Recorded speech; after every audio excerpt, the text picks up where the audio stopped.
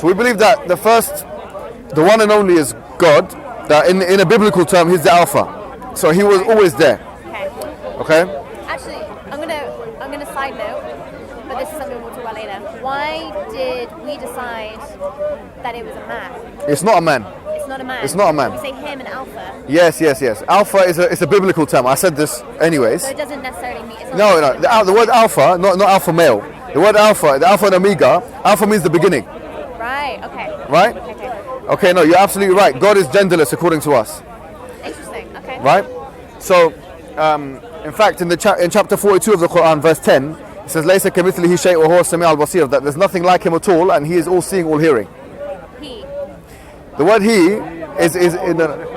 It's not gender. Yeah, so when we say he, once again, it's just the default of some languages. So it's just us that's social constructed it Yeah, to be a masculine, absolutely. Yeah. So, but language has to be, basically words have to be in conformity with linguistic norms. So from an Islamic perspective, huwa, which is the third person pronoun which references things, so damir, it is the default. So in most cases, if you're talking about anything, you say huwa. But sometimes that can, it can apply to male and female. Hum can apply to male and female. But anyways, the point being is this. Going back, so God was there, nothing else was there. So God created a variety of different things, of which the universe was one of them.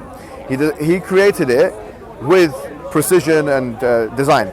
Usually when I have this discussion with atheists, I take him the other way around. So I say to them, look at the design, what must be the characteristics of the thing that put this into effect? And they would say to me, well, I had to have intelligence, I had to have the power. I disagree, but okay. Yeah, some of them would say that, some of them would disagree as well, right? It would have to have intelligence, it would have to have ability to put things into motion, etc., because that would be the logically deductible thing that you would infer from design, a designer usually of some sorts. So, unless you believe in randomness, which you can't prove. Well, no, I don't believe in randomness. I believe in organic energy, which is elements, which is chemical reactions. That's fine. It's something that needs intelligence. It just happens. It's a natural. And by the same token, we will say that Muslims believe in God because we believe that this is an inherent belief. Yeah, so we are, to take René Descartes' words, born with the signature of God in us. And by the way, there is some sociological and anthropological work that's been done on this. Like, for example, in Oxford University, 2011, they said that human beings, and they've done a study on like children, like I don't know how many different countries, but it was a multi-million pound study that was done by Dr. Barrett, something Justin Barrett or something, is it Garrett or something? I can't remember his name. The point being is that they said doing this multidisciplinary kind of, using a multidisciplinary approach and doing this study, they said that human beings are inherently believing in a higher being, right? So the question is, how can we explain that?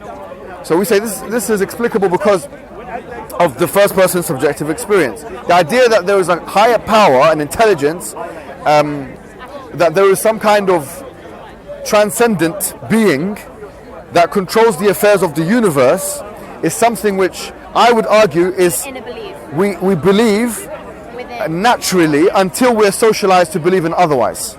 Right. Which is exactly what the Prophet told us. He says, I mean, it doesn't matter about the Prophet because we've already established it's something that we believe within. Right. From mind. Yes. And then social construct comes later. So, what the prophets come to do from an Islamic perspective is just reinforce that which you already know. Which is why the Quran is actually referred to, one of the names of the Quran is as dhikra. Dhikra or dhikr. Sorry. Dhikr is basically a remembrance. So it's dhikr, it's a remembrance. It's there to remind you that which you already know. That's all that the Quranic, or I would even argue all the prophets came with. Prophets, and our narrative, our meta-narrative of religion, came to tell people to believe in the one God, worship in one God, submit your will to that one God. That way you'll be one with nature in that sense. And then after doing that, you can start doing things like giving in charity and following the guidelines of God as per that particular religion.